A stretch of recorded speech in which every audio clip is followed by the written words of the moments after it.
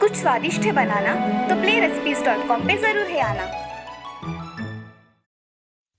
हमीरपुर नाम के गांव में एक पप्पू नाम का ढाबा था। उस ढाबे का नाम गांव-गांव में पहुंचा हुआ था।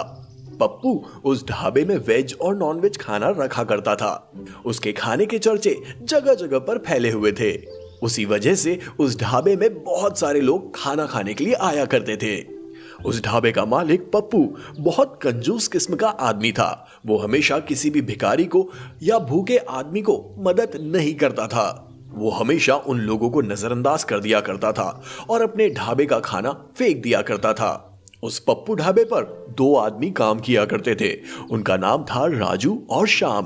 वो दोनों बहुत ही नेक दिल इंसान थे, मगर मालिक के सामने उनका कुछ भी नहीं चलता था। वो हमेशा मालिक की कही बातें माना करते थे।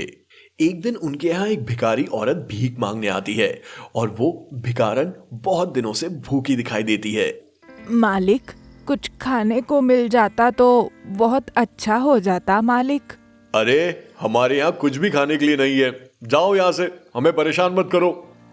बेटा, कितने दिनों से मैंने खाना नहीं खाया, तुम मुझे खाना दे दोगे तो बड़ी मेहरबानी हो जाएगी।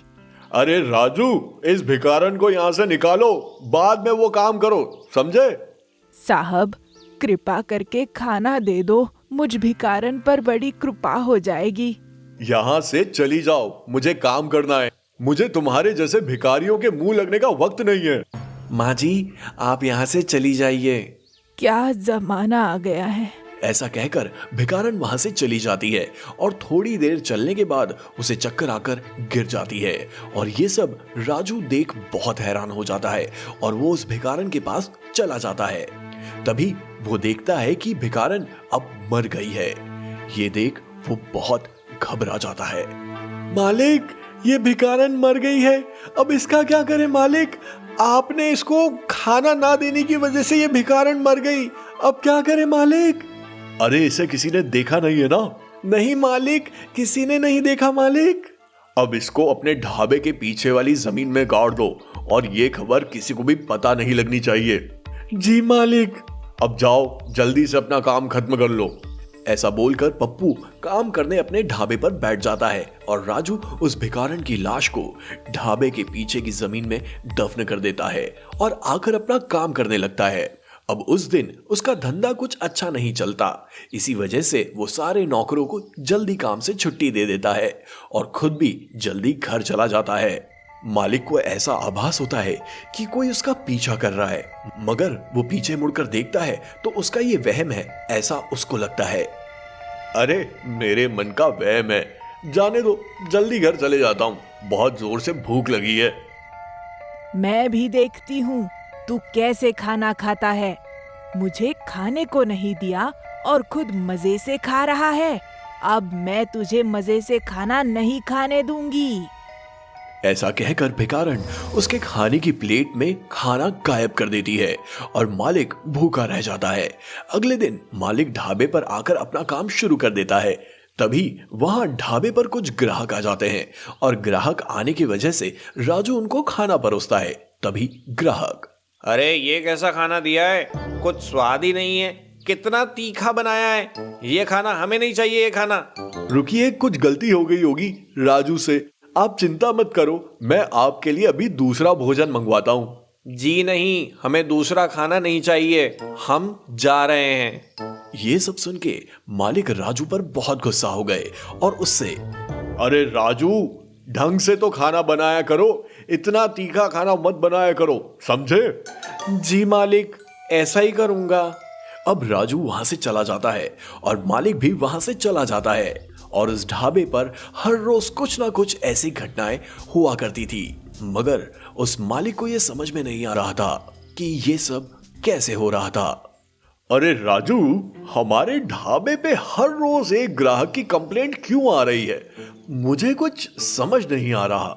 मुझे लगता है मालिक, हम तो मन लगाकर खाना बनाते हैं, मगर फिर भी ग्राहक कुछ ना कुछ बोलकर चले जाते हैं। मुझे लगता है उस भिखारन का भूत है। चुप कर, ऐसा कुछ नहीं होता, समझे? चल काम कर। जी मालिक। ऐसा बोलकर राजू अपना काम करने लग जाता है और जल्दी काम खत्म करके अपने घर चला जाता है। अगले दिन राजू जल्दी ढाबे पर आता है और अपना काम करने में व्यस्त हो जाता है। तभी एक बड़ी कार आकर ढाबे के सामने रुकती है और उसे देखकर राजू उनके स्वागत के लिए जाता है और बोलता है, आइए साहब, आपका हमारे पप्पू के ढाबे में स्वागत है। ये सब देखकर वो बड़े खुश हो जाते हैं और राजू से बोलते हैं, हम आपके ढाबे का नाम सुनकर यहाँ आए हैं, क्या स्पेशल है आपके यहाँ पे? ये लीजिए साहब मेनू कार्ड, आप ये सब देखकर ऑर्डर कर सकते हैं। हमें इस ढाबे की स्पेशल डिश कौन सी है वो खिलाओ। ऐसा बोलते ही राजू खुशी से बोलता है, जी साहब, अभी आपके लिए चिकन की स्पेशल डिश और कीमा लेकर आता हूँ। बहुत अच्छा बनता है हमारे यहाँ पे। जी, लेकिन जल्दी लेकर आना, बहुत जोर से भूख लगी है। जी साहब, अभी गया और अभी आया। राजू अपने ढाबे के किचन में चला जाता है और उनके लिए एक स्पेशल थाली सजाकर लेकर आता है। उसमें गर्मा गर्म खाना परोसता है। वो टेबल पर थाली रखता है और वहां से चला जाता है। तभी आदमी खुशबू सूंघकर, खाने की बहुत अच्छी खुशबू आ रही है, चलो चक्कर देखता हूँ। वो आदमी उस थाली में से कुछ खाए, तभी वो थाली हवा में उड़ने लगती है। ये सब देखकर सारे लोग घबरा जाते हैं और वो आदमी जोर जोर से चिल्लाता है, भूत भूत, यहाँ पे तो भूत है। ऐसा बोलकर वो लोग भाग जाते हैं और उसके साथ सारे ग्राहक भाग जाते हैं। अब उस ढाबे पर कोई नहीं आता। अब ये सब देखकर राजू अपने मालिक से, मुझे ऐसा लगता है यहाँ सच में वो भिखारन का भूत है। मुझे ये सब देखकर सच में ऐसा लगने लगा है। पड़ोस के गांव में एक सिद्ध बाबा रहते हैं, उनके यहाँ जाकर देखते हैं। हाँ, ऐसा ही करते हैं। अब मालिक और राजू ढाबे से निकलकर जल्दी से दूसरे गांव जाने के लिए निकलते हैं और दूसरे गांव जाने के बाद राजू उन्हें वो सिद्ध बाबा के पास लेकर जाता है और वहां जाकर देखते हैं तो बाबा ध्यान में मग्न रहते हैं। वो देख राजू और मालिक उनके सामने बैठ जाते हैं और बाबा के ध्यान खत्म होने का इंतजार करते हैं। तभी बाबा का ध्यान पूरा होता है और वो आंखें खोलते हैं और आंखें खोलकर देखते हैं तो राजू और उसका मालिक उसके सामने बैठे होते हैं। तभी बाबा, क्या हुआ वत्स, बड़े चिंता में लग रहे हो? मालिक, मेरे ढाबे पे भूत का साया है, ऐसा सब बोलते हैं। क्या ये सच है बाबा? अब बाबा अपना ध्यान लगाकर देखते हैं। तब उन्हें पता चलता है कि उस ढाबे के मालिक ने उस भिखारन को खाना नहीं दिया था। अब बाबा आंखें खोलते हैं और बोलते हैं, वत्स, तुमने तुम्हारे ढाबे पर आए हुए भिखारन को खाना ना देने की वजह से वो वहां मर गई और इसी वजह से वो अब ये सब कर रही है। बाबा, इसका कोई तो उपाय होगा। उपाय है, मगर तुम्हें करना होगा। आप बताइए बाबा, आप जो भी बताएंगे मैं वो करूंगा। तुम्हें तुम्हारे ढाबे के पीछे की लाश को निकालकर जलाना होगा और उसका पिंडदान करना होगा। इससे उसकी आत्मा को शांति मिलेगी और जिंदगी में कभी भी किसी भिखारी को भूखा नहीं भेजना। नहीं बाबा, दोबारा ऐसी गलती नहीं होगी। आपने जैसा बताया मैं वैसा ही करूंगा। अब मैं चलता हूँ। बाबा का आशीर्वाद लेकर मालिक वहां से निकलता है और अपने ढाबे पर आकर उस लाश को जलाने की पूरी तैयारी करता है और उस लाश को खोदकर उसको जलाते हैं। अब मालिक उसके ढाबे पर आने वाले किसी भी भिखारी या गरीब को खाली हाथ और भूखा कभी नहीं जाने देता था। इस कहानी से हमें ये सीख मिलती है कि जिंदगी में हमेशा गरीबों की मदद करनी चाहिए और भूखे लोगों को हमेशा खाना देना चाहिए। किसी को भूखा नहीं रखना चाहिए। कई साल पहले धर्मपुर गांव में नंदू नाम का एक लड़का रहता था।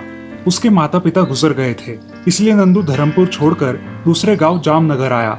वहां की सब्जी मंडी देखकर वो बहुत खुश हुआ। अरे वाह, कितनी अच्छी मंडी है। मैं भी खुद का कुछ व्यापार शुरू करूंगा, लेकिन कैसे करूं, क्या करूं समझ नहीं आ रहा। मेरे पास तो सिर्फ 10 रुपए है, लेकिन स्कूल के मास्टर जी हमेशा कहते थे किसी भी सफलता की यात्रा एक कदम से ही शुरू होती है। मैं भी इन 10 रुपए से मेरा कारोबार शुरू करूंगा। ऐसा सोच के नंदू एक सब्जी वाले के पास आया। चाचा, ये नींबू कैसे दिए? एक नींबू 1.5 रुपए में, लेकिन 10 लोगे तो 10 रुपए में दे दूंगा। चाहिए तो बोलो। नंदू ने 10 रुपए देकर 10 नींबू खरीदे और मंडी के एक कोने में जमीन पर एक कपड़ा बिछाकर उस पर सारे नींबू रख दिए। ले लो भाई ले लो, रसीले खट्टे मीठे नींबू ले लो, 2 रुपए का एक, 10 लोगे तो 15 में मिलेंगे। नंदू दिन भर आवाज लगाता रहा। शाम को एक आदमी वहां आया और 15 रुपए देकर 10 नींबू ले गया। नंदू बड़ा खुश हुआ। अरे वाह, 10 रुपए की खरीदी पर 5 रुपए का मुनाफा, वो भी एक ही दिन में। अब मुझे समझदारी से ये काम बढ़ाना होगा। अगले दिन नंदू फिर उस नींबू के व्यापारी के पास गया और नींबू खरीदकर फिर से बेचने लगा। उस दिन भी उसे फायदा हुआ। अब धीरे धीरे उसका धंधा बढ़ने लगा। एक दिन वो नींबू के एक बड़ी टोकरी बेचने के काबिल हुआ। एक दिन जब वो मार्केट से गुजर रहा था, उसने खाना खिलाने वाला ठेला देखा। लोग वहां खाना खा रहे थे, लेकिन ठेले वाले ने पीने के पानी का प्रबंध नहीं किया था। क्यों भाई, खाना बेचते हो, लेकिन खाना खाने के बाद हमारी प्यास कौन बुझाएगा? क्या तुम्हें इतनी भी समझ नहीं है? माफ करना सेठ, लेकिन जिस कीमत में यहाँ खाना मिलता है उसमें पानी का प्रबंध मैं नहीं कर सकता। आप घर जाकर पानी पीजिए। ये घटना देखकर नंदू सोच में पड़ गया और दूसरे ही दिन उसने खाने के ठेले के पास नींबू पानी का ठेला लगाया। ले लो भाई ले लो, ठंडा ठंडा नींबू पानी ले लो, सिर्फ 1 रुपए में 1 गिलास। आओ अपनी प्यास बुझाओ। दोपहर को खाना खाने के बाद कई लोग नंदू के ठेले पे आकर नींबू पानी पीने लगे। 1 महीने के बाद नंदू ने अच्छे खासे पैसे कमाए और बचे हुए समय में नींबू भी बेचने लगा। ऐसे ही कई साल गुजर गए। उस मार्केट में कारोबार करते करते नंदू बड़ा हो गया। एक दिन एक महाशय उस मार्केट में आए। बेटा जानते हो मैं कौन हूँ? मेरा नाम गोविंद है और मैं इस मार्केट का चेयरमैन हूँ। जी आपको कौन नहीं जानता। आप जैसे भले इंसान की वजह से ही मेरे जैसे छोटे छोटे व्यापारी अपना गुजारा कर सकते हैं, तरक्की कर सकते हैं। मैं तो आपको बचपन से ही देखता आया हूँ। बहुत खुशी हुई तुम्हारी सफलता देखकर। मैं भी तुम्हें जानता हूँ। तुम जब यहाँ आए थे तब अनाथ थे, लेकिन अपनी लगन और मेहनत के बलबूते पर तुमने इतनी बड़ी सफलता हासिल की। क्या तुम मेरी बेटी सुकन्या से शादी करोगे? मुझे तुम्हारे जैसा ही मेहनती और होशियार जमाई चाहिए। मेरी बेटी को तुमसे अच्छा पति नहीं मिल सकता। क्या तुम्हें यह रिश्ता मंजूर है? क्यों नहीं सेठ जी, आपने मुझ जैसे अनाथ को आपके परिवार का हिस्सा बनाने की सोची, यही मेरे लिए बहुत बड़ी बात है। मुझे रिश्ता मंजूर है। और इस प्रकार नंदू की शादी गोविंद जी के बेटी से बड़े धूमधाम से हो गई। और फिर नंदू ने अपने ससुर की सहायता से अपने व्यापार को और बढ़ाया और खूब तरक्की की। तो देखा दोस्तों, मेहनत करने वाले की कभी हार नहीं होती। बस आपके इरादे बुलंद होने चाहिए, जैसे नंदू के थे।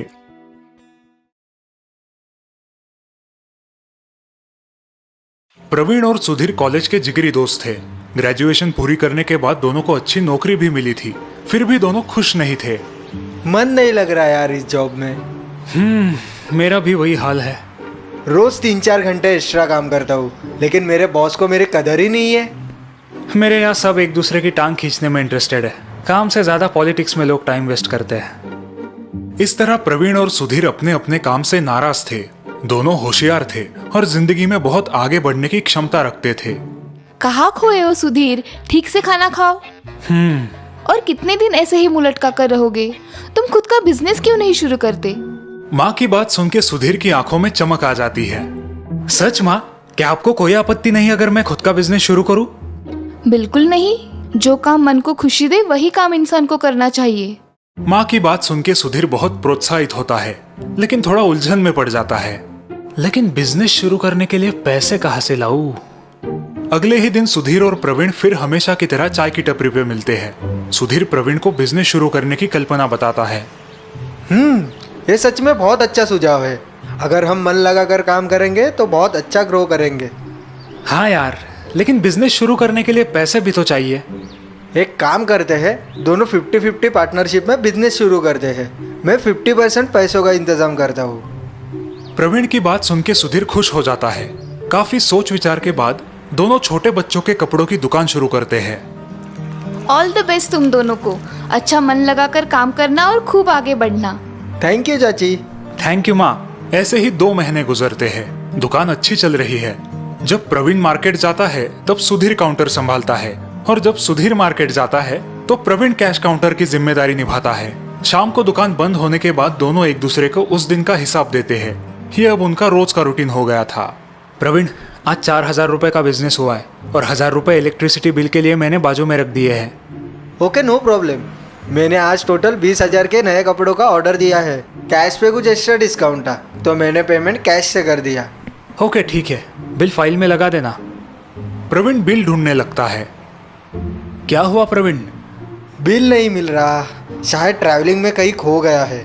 ओह इट्स ओके, कोई बात नहीं, चलो चलते हैं। दोनों शॉप बंद करके अपने अपने घर निकलते हैं। सुधीर अपने बिस्तर पे करवटें बदल रहा है। रात के 2 बज चुके हैं लेकिन उसे नींद नहीं आ रही। क्या सचमुच प्रवीण ने कपड़ों की खरीदी की रिसीट खो दी है या वो झूठ बोल रहा है? लेकिन वो तो बहुत केयरफुल और जिम्मेदार है, उसके हाथों से रिसीट खोना नामुमकिन है। सुधीर उठ जाता है और अपने तकिए के नीचे से 2,000 रुपए निकालता है। क्या प्रवीण ने भी कुछ पैसे साइड में निकाले होंगे जैसे मैंने ये पैसे चुपचाप निकाले हैं? तभी मिरर में सुधीर का अल्टर ईगो आ जाता है। बिल्कुल निकाले होंगे, तुम गलत काम कर सकते हो तो वो क्यों नहीं? नहीं, प्रवीण ऐसा नहीं कर सकता, बहुत ईमानदार है वो। ईमानदार तो तुम भी थे, फिर आज क्या हुआ? अब सुधीर के मन में द्वंद्व शुरू होता है, उसका मन उसे ही खाए जा रहा है। फाइनली थक के सुधीर सो जाता है। अगले दिन सुबह सुधीर ब्रेकफास्ट के लिए डाइनिंग टेबल पर आता है। उसकी आंखें और चेहरा फूला हुआ है। तभी उसकी माँ वहां आती है। बेटा क्या हुआ, कल रात ठीक से सोए नहीं क्या? चेहरे पे तनाव है तुम्हारे, सब ठीक है ना? नहीं माँ, मैंने बहुत बड़ी गलती की है। मैंने प्रवीण के साथ चीटिंग की है, उसका विश्वासघात किया है। ये क्या कह रहे हो सुधीर? हाँ माँ, मैंने कल हमेशा की तरह प्रवीण को दुकान का पूरा हिसाब नहीं दिया। सुधीर की बात सुन के उसकी माँ चौंक जाती है। लेकिन क्यों बेटा? क्योंकि मुझे ऐसा लग रहा था कि मैं उससे ज्यादा मेहनत कर रहा हूँ, इसीलिए मैंने दुकान के गल्ले से 2,000 रुपए चुपचाप निकाल लिए। ओह, लेकिन तब तो तुम्हें अच्छी नींद आनी चाहिए थी। हाँ, लेकिन पूरी रात मैं यही सोचता रहा कि क्या प्रवीण ने भी कभी मेरे साथ चीटिंग की होगी, आधा ही हिसाब दिया होगा, ये सोच के कि वो मुझसे ज्यादा मेहनत कर रहा है। और ये बात तुम्हारे दिमाग में पूरी रात घूमती रही और तुम सो नहीं पाए। ठीक कहा ना मैंने? माँ की बात सुन के सुधीर को बहुत बुरा लगता है। उसका सिर शर्मिंदगी से झुक जाता है। सुधीर, हमेशा याद रखना, जब तक किसी भी चीज में, फिर चाहे वो दोस्ती हो, प्यार हो या तुम्हारा काम हो, तुम अपना 100% समर्पण नहीं दोगे, किसी के साथ धोखा करोगे तो तुम्हारा दिमाग शक का दिमाग खा जाएगा। तुम्हें भी यही लगता रहेगा कि तुम्हारे दोस्त तुम्हारे साथ 100% डेडिकेटेड या ईमानदार नहीं है और आखिर में नुकसान तुम्हारा ही होगा।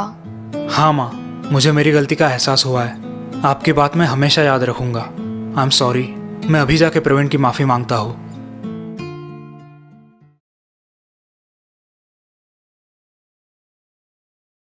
सोमनाथ एक बहुत मेहनती और ईमानदार किसान था। खुद अनपढ़ होने के बावजूद उसने अपने इकलौते बेटे सुरेंद्र को अच्छी शिक्षा दी थी। अब सुरेंद्र आगे की पढ़ाई के लिए गांव से बहुत दूर शहर जा रहा था। पिताजी, अब मैं कम से कम 1 साल गांव नहीं आ पाऊंगा। आप अपना ख्याल रखना।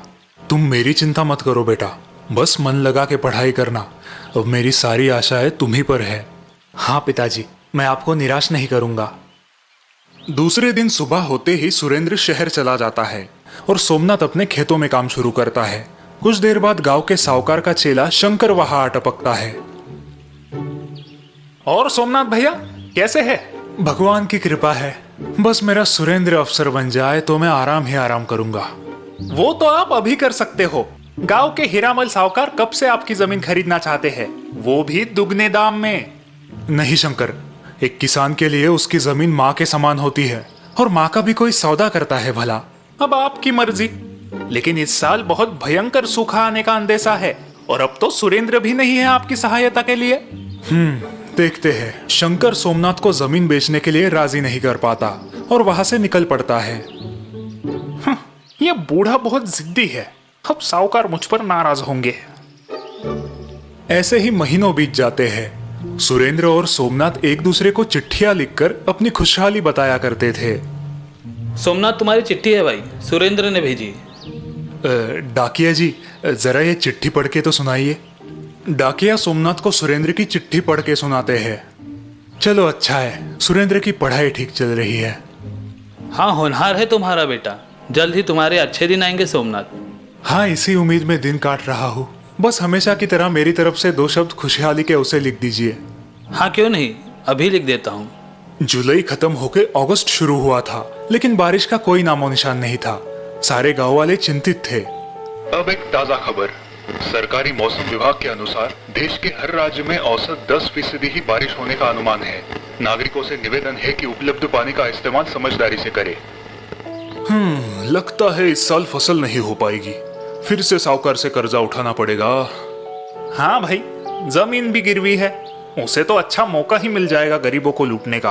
और गांव के अधिकतम कुएं भी साहूकार के पास ही है गिरवी। सोमनाथ भी अपने घर में चिंतित बैठा है। लगता है शंकर की बात सच होने वाली है। आषाढ़ खत्म होके श्रावण शुरू हुआ है, लेकिन आसमान से एक पानी की बूंद नहीं टपकी। कुएं की गहराई बढ़ा दूं तो शायद पानी मिले। ये सोच के सोमनाथ सीढ़ी लेके अपने घर के माले पे चढ़ता है और वहां से कुदाल और फावड़ी निकालता है, लेकिन इसी दौरान वो पैर फिसल के गिर जाता है। सोमनाथ के हाथों में और घुटनों में गंभीर चोटें आती है। हे भगवान, ये क्या हो गया? अब मैं कुआं कैसे खोदूं? अनाज कैसे बोऊं? घर पे आराम कर रहा सोमनाथ डाकिये की मदद से अपने बेटे सुरेंद्र को चिट्ठी लिखता है और यहाँ का सारा हाल बयां कर देता है। चलो भाई सोमनाथ, मैं निकलता हूँ, तुम अपना ख्याल रखना। डाकिया के जाने के बाद शंकर सोमनाथ के घर आता है। कैसी है तबीयत अब सोमनाथ भैया? भगवान की कृपा है, हड्डी नहीं टूटी, लेकिन दर्द से बेहाल हूँ। लेकिन अब तुम क्या करोगे? तुम्हारा बेटा तो यहाँ आने से रहा। मेरी मानो अपनी जमीन साहूकार को बेच दो और शहर अपने बेटे के पास चले जाओ, सुखी हो जाओगे। शायद तुम ठीक कह रहे हो। शंकर खुश होके सोमनाथ के घर से बाहर निकलता है। चलो, आखिर ये जिद्दी बूढ़ा मान ही गया। यहाँ शहर में सुरेंद्र अपनी परीक्षा की तैयारी कर रहा था, लेकिन वो पिताजी की चिट्ठी पढ़ के सोच में पड़ गया। बेटा सुरेंद्र, इस साल सूखे की वजह से शायद फसल ना हो पाए, लेकिन अगर तुम यहाँ होते तो मैं हमारा कुआं खोद के उसकी गहराई बढ़ा देता, थोड़ी बहुत सब्जियां बो लेता। अब सब राम भरोसे छोड़ रहा हूँ। पिताजी काफी बीमार है, ऊपर से ये सूखे का संकट, और मैं यहाँ फंस गया हूँ। कुछ तो करना पड़ेगा। कुछ दिन बाद डाकिया सुरेंद्र की चिट्ठी लेके आता है और सोमनाथ को पढ़ाता है। प्रणाम पिताजी, आपकी चिट्ठी मिली, लेकिन आप हमारा कुआं और ज़्यादा मत खोदिए।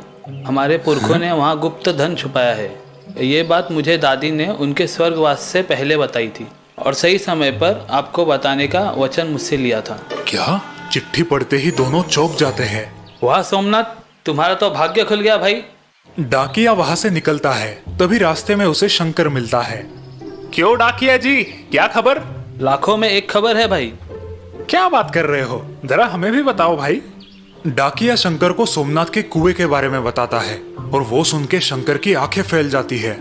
उसी रात शंकर फावड़ा और कुदाल लेके चुपके से सोमनाथ के खेत में आता है और उसका कुआं खोदने लगता है।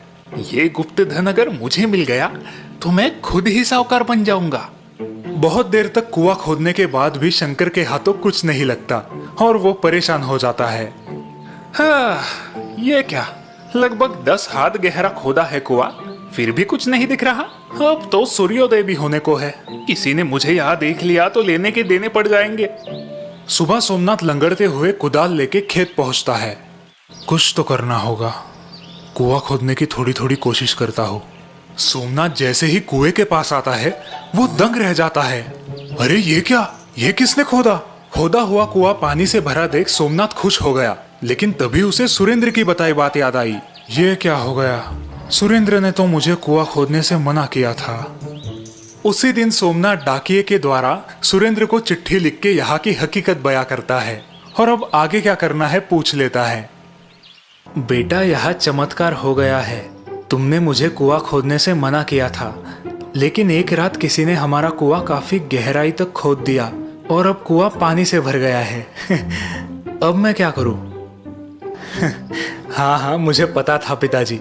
गांव में एक कान की खबर दूसरे कान तक पहुंचने में देर नहीं लगती। सुरेंद्र तुरंत सोमनाथ को जवाब लिखता है।